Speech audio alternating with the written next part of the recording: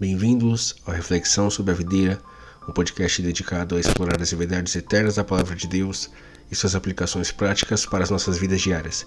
Eu sou Walter Silva, seu anfitrião, e juntos vamos mergulhar nas Escrituras, buscando entendimento, crescimento espiritual e um relacionamento mais profundo com Deus.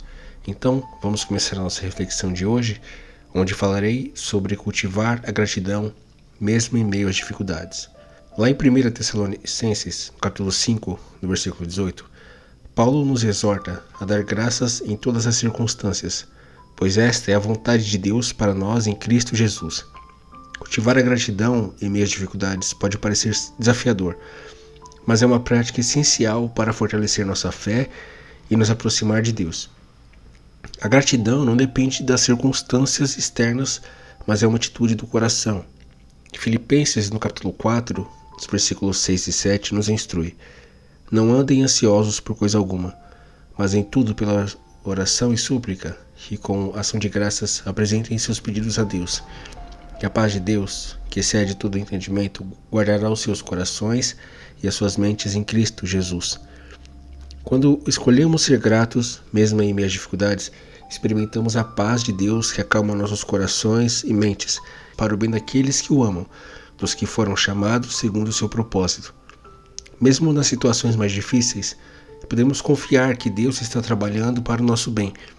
A gratidão nos ajuda a focar na soberania e na bondade de Deus, em vez de nos concentrarmos nas circunstâncias adversas. Além disso, a gratidão transforma nossa perspectiva. Em vez de nos concentrarmos no que nos falta, começamos a ver e valorizar bênçãos que temos. Tiago, no primeiro capítulo, versículo 17, nos lembra que toda boa dádiva e todo dom perfeito vem do alto, descendo do Pai das luzes, que não muda como sombras inconstantes. Ao reconhecermos as bênçãos diárias, mesmo pequenas, cultivamos um coração grato. A gratidão também nos fortalece para enfrentar as dificuldades.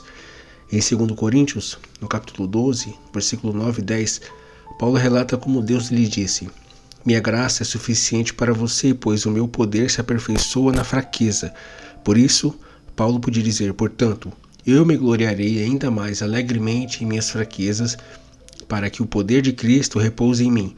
Quando agradecemos a Deus por sua graça e força, somos capacitados a suportar e a superar os desafios.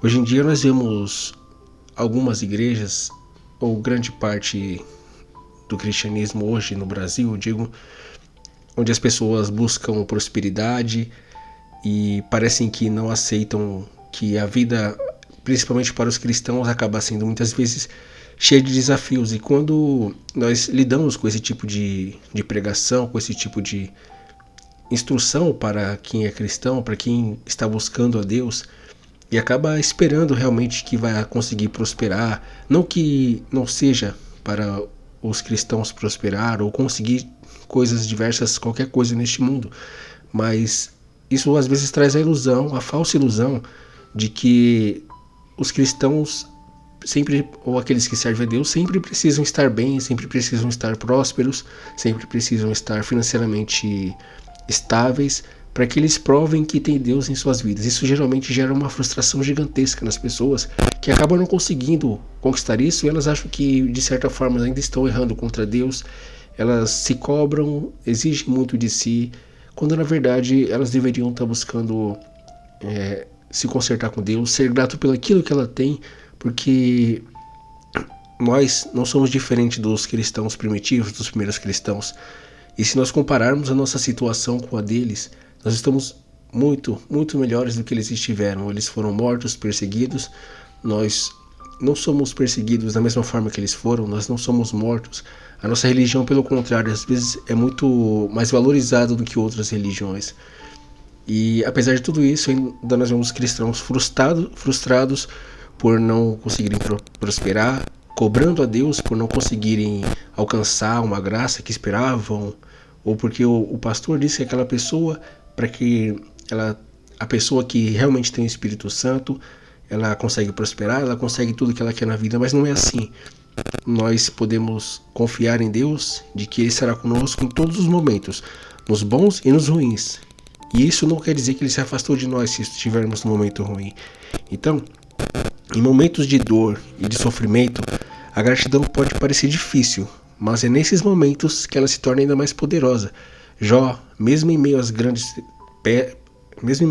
perdas, declarou: "O Senhor deu e o Senhor tirou. Bendito seja o nome do Senhor." Isso está escrito em Jó, no capítulo 1, no versículo 25.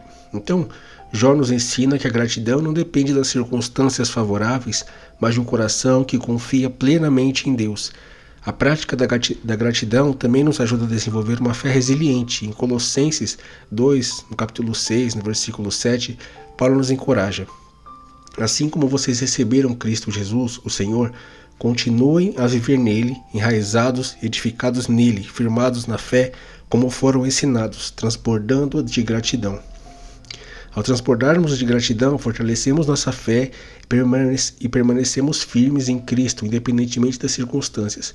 Muitas vezes essas mesmas igrejas que pregam a prosperidade, teologias da prosperidade, também pregam que nós devemos ter uma fé racional, quando na verdade esse é um dos tipos mais emocionais de fé, porque ela não é voltada para a palavra, mas para sim, muitas vezes para bênçãos que nós podemos alcançar de Deus ainda nessa terra. Claro, é sempre falado do Espírito Santo, mas como se ele fosse um provedor que nos garante prosperidade, bênçãos e diversas outras coisas, quando na verdade a única coisa que o Espírito Santo, não a única coisa, mas a coisa mais importante que o Espírito Santo nos garante é a salvação, a certeza da salvação. E é nisso que devemos focar, para que nós possamos ter uma fé resiliente, uma fé consistente, uma fé firmada na rocha.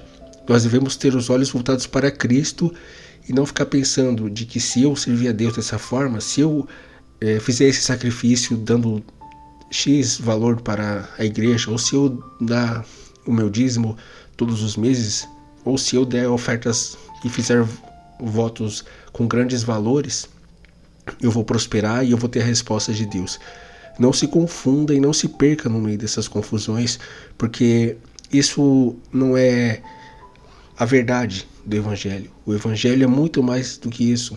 É sobre a salvação, não sobre as bênçãos que o Espírito Santo pode nos proporcionar.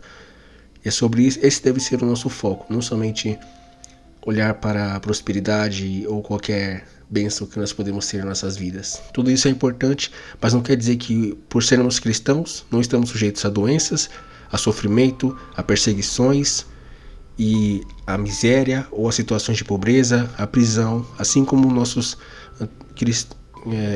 irmãos cristãos, irmãos em Cristo, sofreram e passaram por diversas situações como essas, como miséria, perseguição, morte, calúnia, difamação, diversas outras coisas que nós nem podemos imaginar.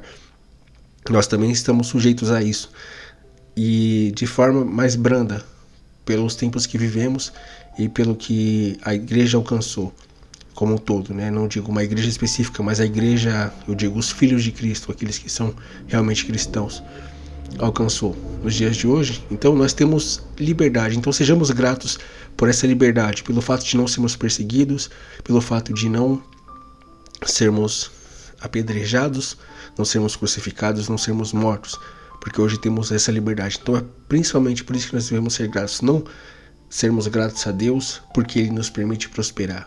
E além disso, a gratidão nos conecta com os outros de maneira positiva. Em Colossenses, no capítulo 3, no versículo 15, Paulo escreve: "Que a paz de Cristo seja o árbitro em seus corações, visto que vocês foram chamados a viver em paz, como membros de um só corpo, e sejam agradecidos." Quando somos gratos, promovemos um ambiente de paz e união, fortalecendo nossos relacionamentos e criando uma comunidade mais amorosa e solidária, não superficial, onde as pessoas nem mal se consideram irmãos em Cristo. Se tratam como colegas, amigos, amigas. A gratidão é também uma forma de adoração. Em Hebreus, no capítulo 12, no versículo 28, somos exortados dessa forma: "Portanto, já que estamos recebendo um reino inabalável, sejamos agradecidos e assim adoremos a Deus de maneira aceitável, com reverência e temor. Quando agradecemos a Deus, reconhecemos sua soberania e expressamos nossa adoração e reverência por Ele. Por fim, a gratidão abre portas para mais bênçãos. Em Malaquias, no capítulo 3, no versículo 10, Deus desafia seu povo a trazer os dízimos à casa do tesouro e promete: Ponham-me à prova, diz o Senhor dos Exércitos, e vejam se não vou abrir as comportas dos céus e derramar sobre vós tantas bênçãos que nem terão onde guardá-las. Quando somos gratos e generosos, Deus responde com ainda mais bênçãos em nossas vidas. Mas só para contextualizar aqui, a questão de Malaquias 3:10 era muito mais complexa do que simplesmente levar o dízimo à casa do tesouro. O povo estava desviado da vontade de Deus. Os sacerdotes estavam corrompidos, aceitavam ofertas ruins, ofertas corrompidas, animais, os piores animais, as piores ofertas, e isso estava desagradando a Deus. Portanto, não devemos limitar a palavra de Deus quando se trata do dízimo a Malaquias 3:10, e não devemos limitar o contexto todo do livro de Malaquias a essa passagem, porque o livro se trata da corrupção do povo com relação à santidade do altar de Deus e do templo sagrado e do que era ofertado para Deus. Não estava havendo santidade do povo, então não adianta nada nós darmos os nossos dízimos e não termos santidade quando tratamos das coisas de Deus. E as coisas de Deus, eu digo, não são as ofertas e não são os dízimos, mas sim a nossa entrega e principalmente a nossa gratidão pelo que Ele nos deu. E que esta mensagem, de certa forma, inspire você a cultivar a gratidão em todas as circunstâncias, especialmente nas dificuldades. Que você escolha ser grato, confiando que Deus está trabalhando para o seu bem e que suas bênçãos são abundantes. Que a gratidão transforme sua perspectiva, fortaleça sua fé e promova a paz e a união em seus relacionamentos. Se esta mensagem tocou no seu coração, compartilhe com alguém que precisa aprender a cultivar a gratidão em meio às dificuldades.